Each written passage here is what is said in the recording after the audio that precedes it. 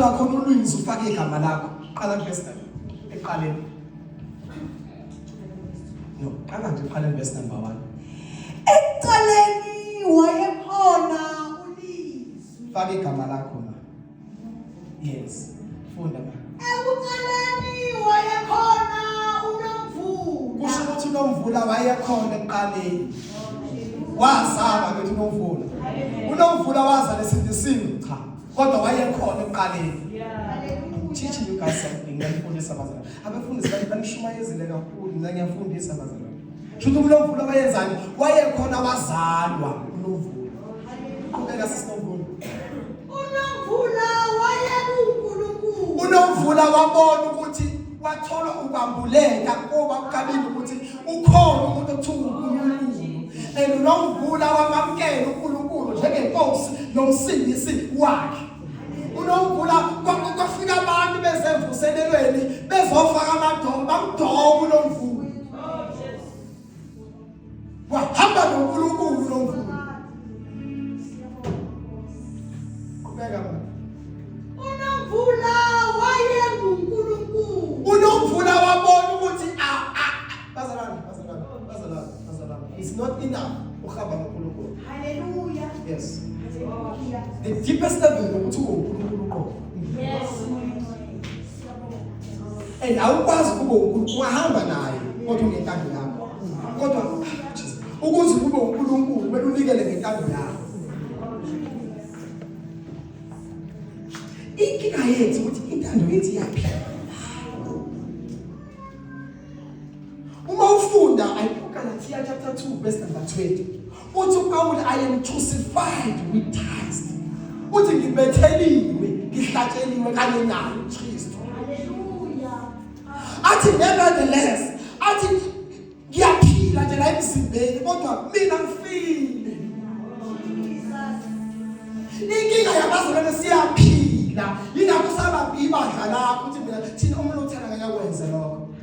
Because we are still alive to our will. But I beg the men of God that makes this church with it, even a church without any boundaries.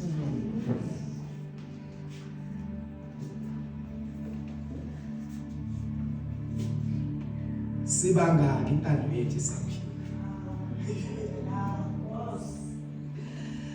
Umusa kaNkulunkulu ufile kodwa uvinjwe intando yakho. Ngoba abazalwane.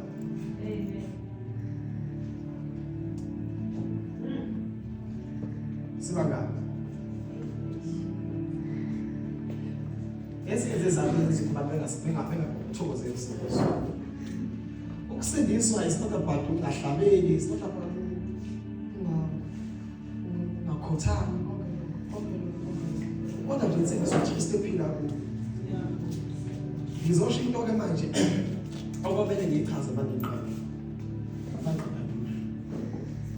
Ngathi mangisindiswa angibona. Inceke yakufundisa yadaloza nazo. Zakasesono sakho. Yathi uza naso isono sakho.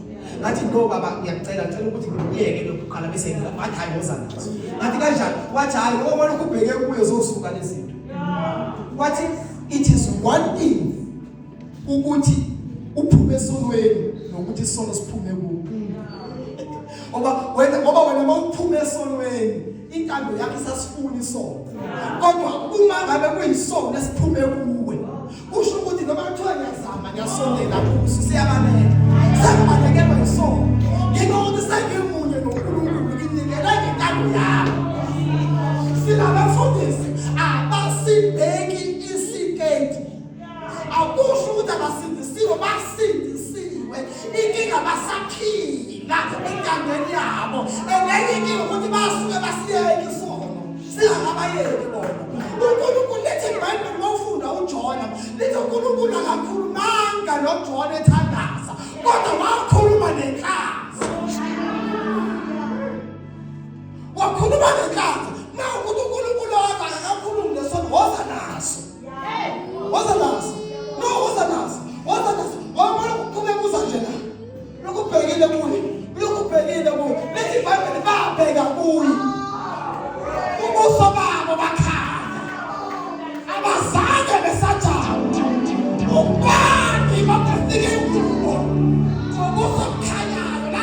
ngisho iBhayibheli ukuthi bathi sebebhekile kuye ubuso babo bakhanya. Bafika kuye ubuso bumnyama. Bafika kuye bathi uNkulunkulu ubuso bethu bumnyama kodwa amehlo ethu abhekile. Uyalabaya, uyalabaya, uyalabaya.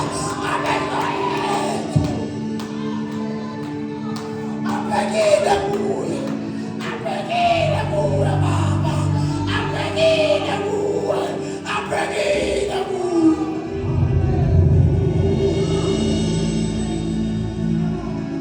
Wathi uNkulunkulu uzophendula ngokukhanya.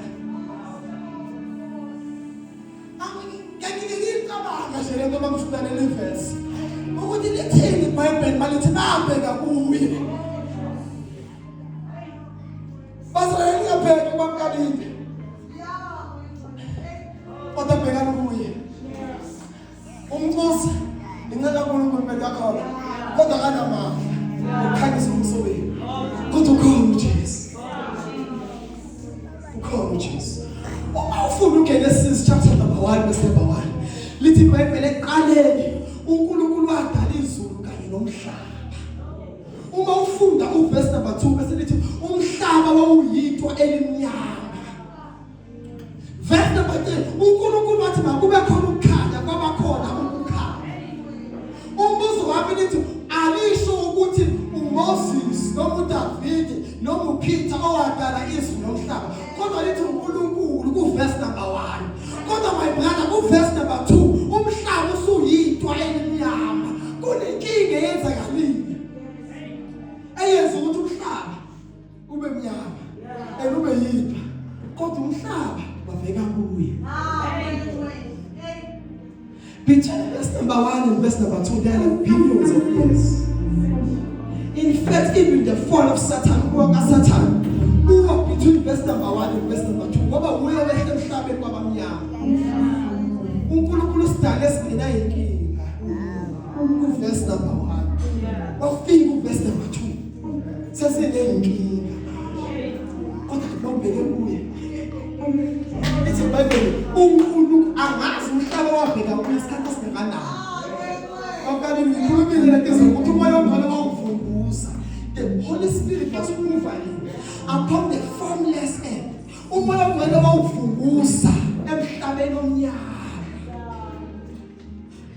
Ngoba umhlaba awusabambile intando yakhe. Kwabiza ukuthi umhlaba unikele ngentando yakhe. Wathi umhlaba mayenzeke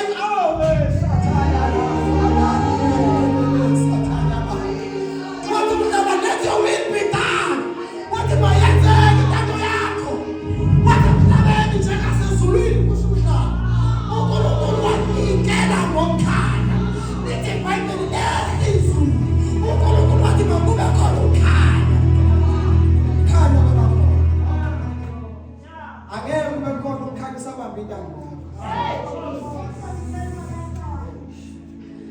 kube khona ukukhalisa ababhekana. Angeke uyoqhubeka ubheke nje kuye kodwa ukhanya. Ithi iBhayibheli kumaNumbers bashawa yini ngoba kuwa kwadedelo. Kungenzeka siswama ukuthi nalento obhekene nayo uNkulunkulu eyithi